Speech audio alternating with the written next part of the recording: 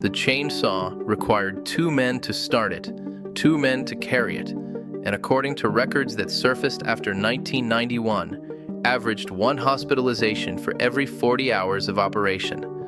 They called it the Druzhba. The word means friendship in Russian, but the men who operated it in the Siberian taiga, in the timber collectives of East Germany, and in the mahogany forests of Cuba had a different name for it.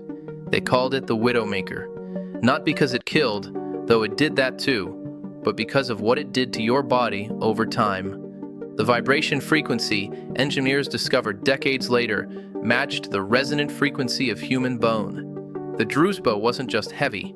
30 pounds is manageable. A full pack in the infantry weighs more, but 30 pounds held at chest height, shaking at 11,000 oscillations per minute, while you're standing in snow up to your knees, and the temperature is 17 below zero. That's different physics. And here's the part that doesn't appear in any official Soviet manufacturing documentation, but shows up in medical journals from Leningrad and Sverdlovsk starting in 1962. The Druzhba was never actually designed for 2 people. The original blueprints, still archived in a basement in Perm, show a single operator chainsaw with an estimated weight of 19 pounds. Somewhere between the design bureau and the factory floor, the Druzhba gained 11 pounds and lost all possibility of solo operation. What happened in between tells you everything about Soviet industrial mythology and nothing you'd expect. The story starts in 1953, the same year Stalin died. The timber quotas didn't die with him. The Soviet Union was hemorrhaging wood faster than it could cut it. Construction demands from the post-war rebuild, railway ties by the millions, pit props for coal mines from Donetsk to Vorkuta, and the old 2-man handsaws, the kind your great-grandfather would recognize, were breaking men faster than they were breaking trees. The Politburo didn't care about broken men. They had men. What they didn't have was time. And there was one tree in particular that was making them look weak. Siberian larch, Larix sibirica. Grows slow, grows dense. A good-sized larch could take 40 minutes to fell with a handsaw, and by the time you were through, your hands were bleeding through your gloves, and you couldn't feel your feet. The wood was so hard it notched steel. Some of the old-growth specimens had survived fires that predated the Romanovs. American lumber crews were felling equivalent trees in under 4 minutes. The Soviets knew this because they'd been buying American chainsaws, quietly, through third parties, and reverse engineering them in a facility outside Moscow that officially didn't exist. But American saws were built for American timber, ponderosa pine, softwoods comparatively. Cutting Siberian larch with an American chainsaw design was like using a scalpel to butcher a cow. Technically possible, practically useless. The chains dulled in minutes, the engines flooded in the cold. And worst of all, the single operator design meant each saw required 1 skilled operator. And the Soviet Union didn't have enough skilled operators to meet quota. So they made a decision that seemed logical on paper and catastrophic in practice. They'd build a chainsaw that didn't require skill, just strength, and they'd make it powerful enough that even an inexperienced operator could drop a 200-year-old larch in under 10 minutes. The designer they chose wasn't a mechanical engineer. He was a weapons specialist. His name was Yakov Mikhailovich Baryshnikov, no relation to the dancer. And before 1953, he'd spent 8 years designing recoil systems for anti-aircraft guns. He understood vibration. He understood heat dissipation. He understood what happened when you pushed metal past its recommended tolerances. What he didn't understand, and what nobody thought to tell him, was ergonomics. Ergonomics wasn't a Soviet priority. Comfort was decadent. Efficiency was revolutionary. And Baryshnikov's design was, by the standards of raw mechanical efficiency, a masterpiece. The engine displaced 94 cubic centimeters. For context, that's bigger than some motorcycle engines of the same era. It produced 4 horsepower at 5,200 RPM. enormous for a handheld tool in 1955.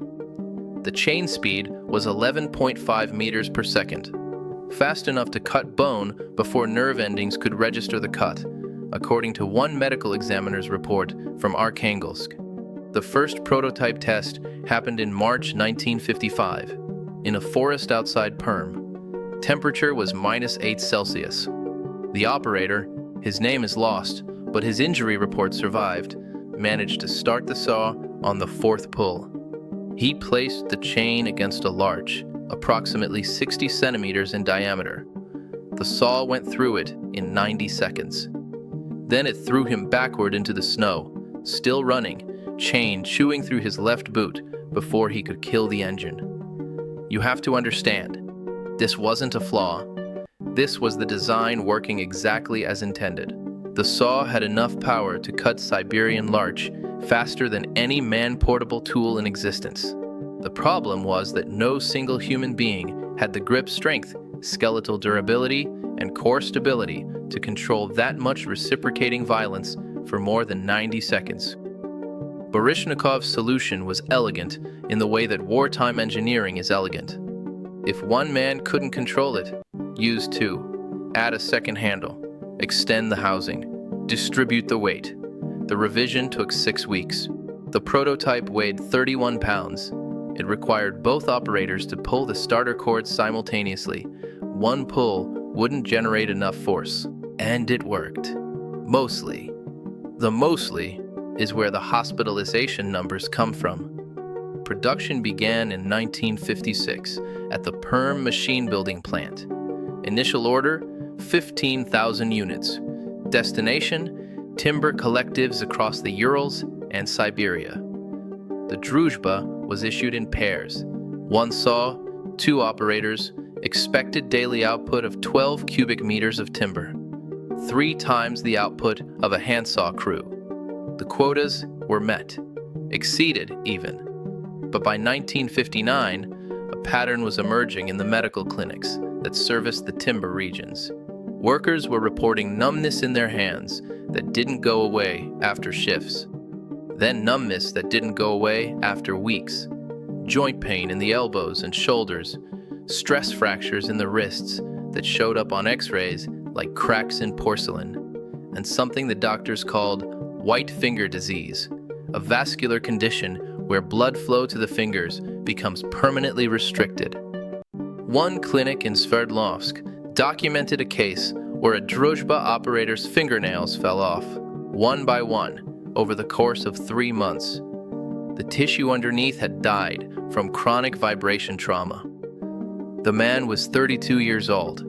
He'd been operating the saw for 18 months. The reports went up the chain. They reached the Ministry of Timber Industry in Moscow. And the response, stamped on a document dated August 1960, was a single sentence: increase rest intervals between cutting sessions to 15 minutes per hour. The quotas, you'll note, were not reduced.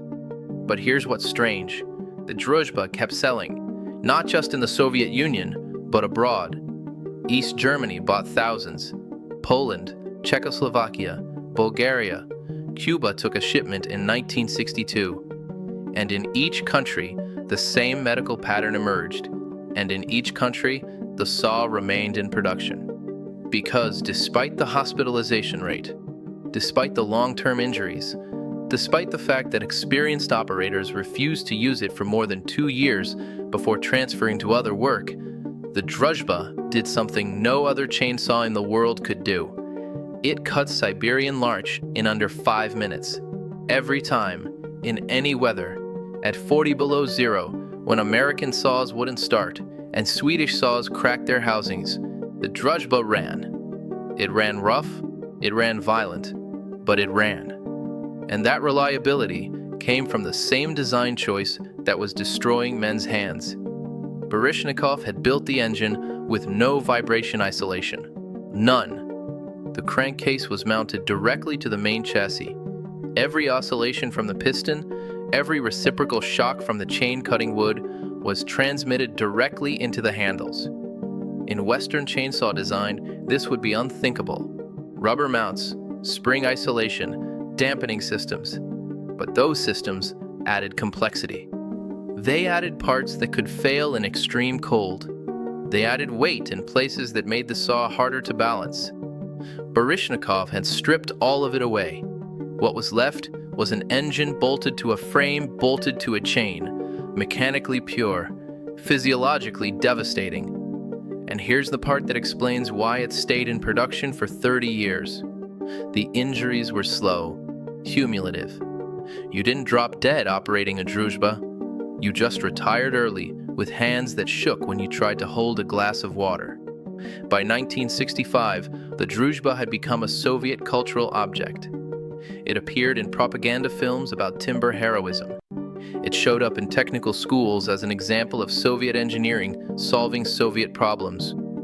There were Druzhba operator competitions, timed cutting events where the fastest teams won medals and extra rations. What didn't appear in the propaganda was the parallel development program happening in Leningrad.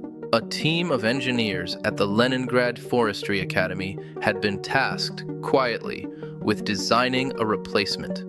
Something with the Druzhba's power and cold weather reliability, but with vibration isolation. The project was called Object 19. It ran for 4 years. They built 6 working prototypes. Every single one of them failed cold weather testing. The isolation systems froze. The rubber mounts became brittle and shattered. The complex starter mechanisms jammed in snow. In controlled tests at -30 Celsius, the Druzhba started on the second pull. Object 19 didn't start at all. The program was quietly shelved in 1969, and the Druzhba, with its bone-shaking violence and its hospitalization rate, remained the standard Soviet timber chainsaw until 1987. You might be wondering, didn't anyone just refuse to use it? They did.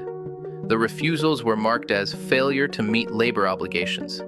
The consequences varied by region and decade, but they were never mild.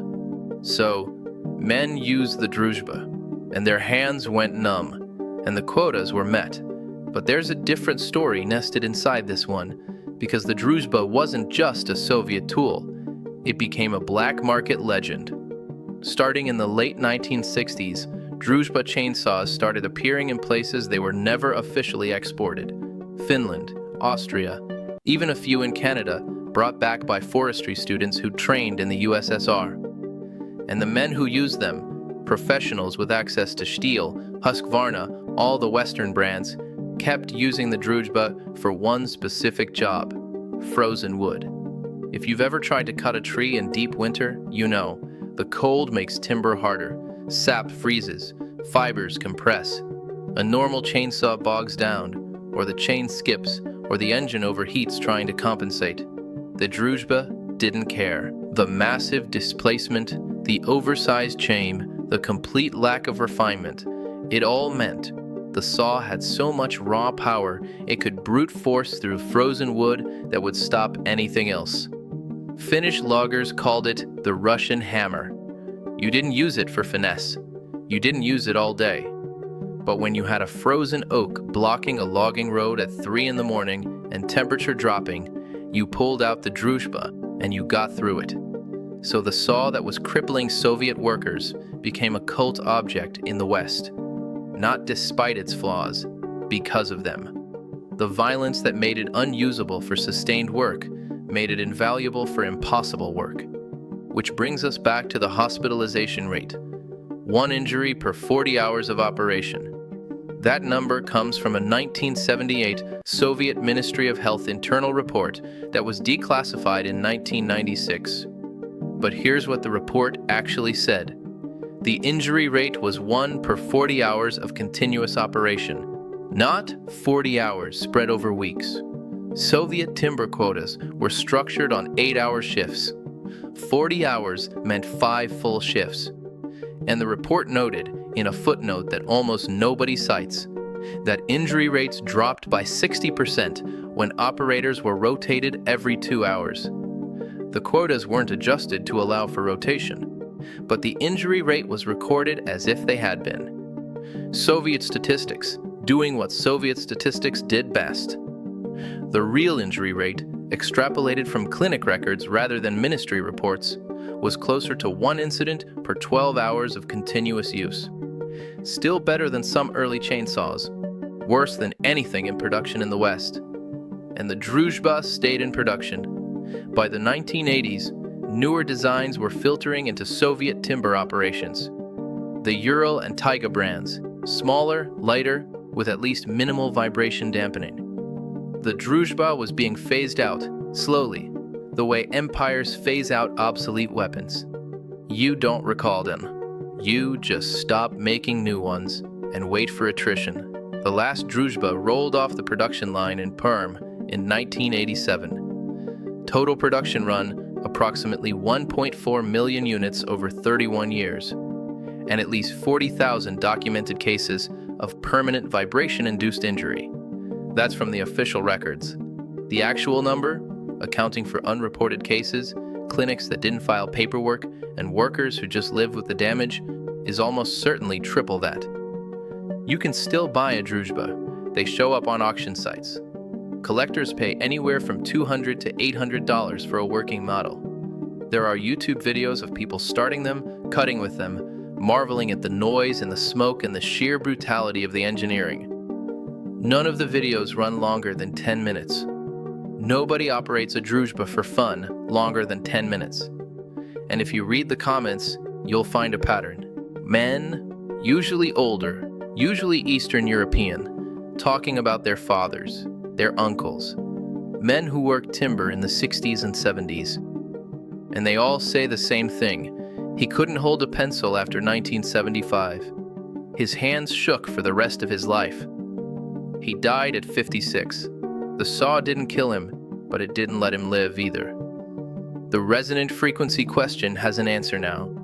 Human bone resonates, begins to develop microfractures at sustained vibration between 8 and 12 hertz. The Druzhba's operational vibration, measured in a 2003 study by a Polish engineering team, was 11.2 hertz, almost perfectly calibrated to damage the skeleton. The question the study couldn't answer: was that frequency accidental or a known compromise? Because Baryshnikov, the designer, had worked on anti-aircraft guns, recoil systems. He understood mechanical vibration better than almost anyone in the Soviet Union at the time. And there's no documentation anywhere of him raising concerns about operator safety. Either he didn't know, which seems unlikely for someone of his expertise, or he knew and decided the trade-off was acceptable. Timber quotas versus human tissue. The needs of the state versus the longevity of the worker. Baryshnikov died in 1982 in Perm, the same city where the Druzhba was manufactured. His obituary in the local paper mentioned his work on agricultural machinery. It didn't mention the chainsaw. It didn't mention the hospitalizations. And it didn't mention that by the time of his death, Druzhba operator had become a job young men avoided if they had any other option. There's a museum in Perm now, Soviet industrial history. They have a Druzhba on display, mounted on a wooden plaque, with a small brass tag that reads, Druzhba chainsaw, 1956-1987, symbol of Soviet forestry achievement. The tag doesn't mention the two-man operation, it doesn't mention the injuries, and it doesn't mention that the saw on display is missing its handles, because the rubber grips disintegrated decades ago, and nobody bothered to replace them. But here's the strangest part of the Druzhba legacy, and the part that almost never gets discussed. It wasn't designed for two operators. The dual-handle configuration was a field modification. The earliest production models, the first 3,000 units, had a single rear handle and a front stabilizer bar. They were, technically, one-man saws, and they were completely uncontrollable.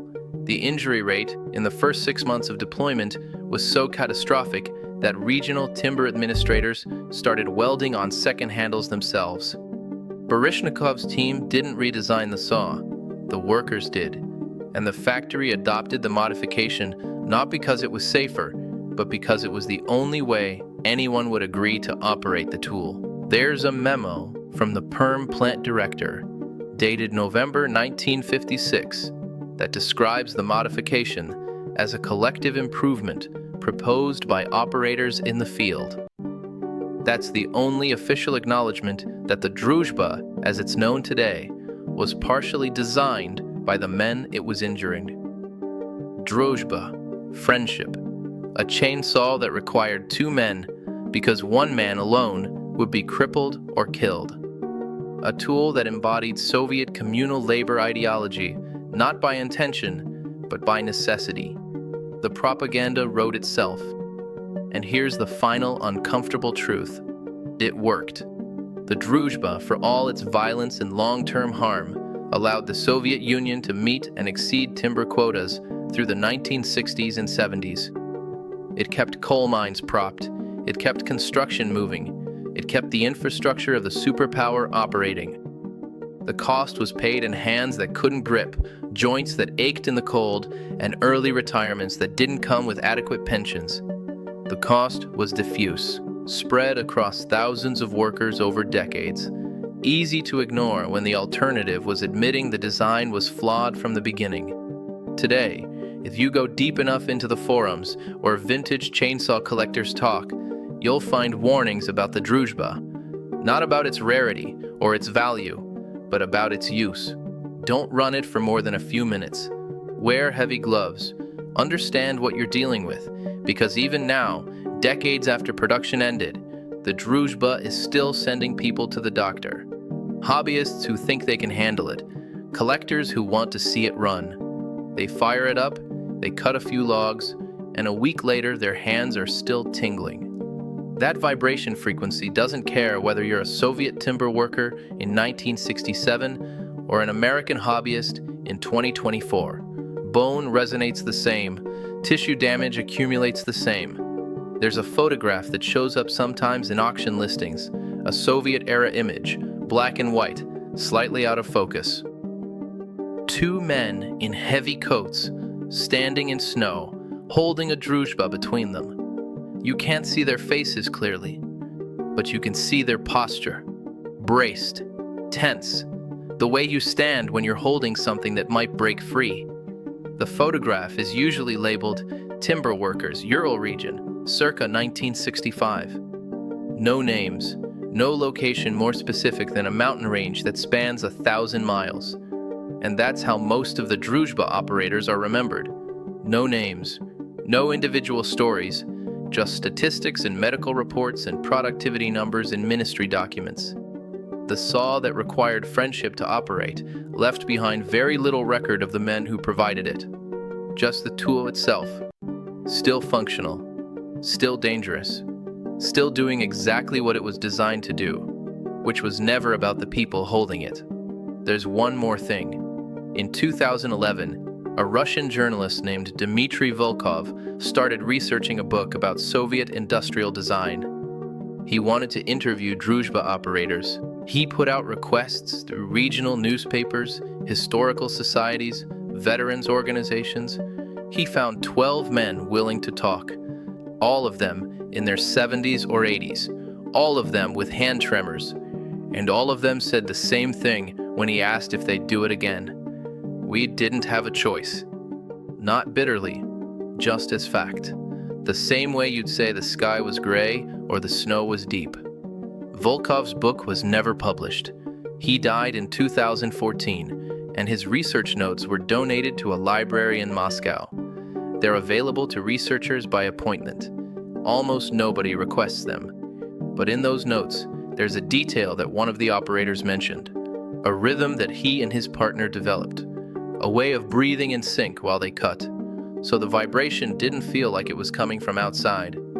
It felt like it was something they were generating together. He said after a few months, he can feel his partner's heartbeat through the handles. And he never knew if that was real or if the saw had just damaged his nerves enough that he couldn't tell the difference anymore. Druzhba, friendship, a chainsaw that bound two men together, whether they wanted it or not, and shook them both until something broke. The operator who told Volkov that story wouldn't give his name. He said the factory where he'd worked had a list, an unofficial list of men who weren't allowed to talk about the Druzhba. He said the list still existed even after the Soviet Union fell. And when Volkov asked why, the man just looked at his hands. The interview ended there.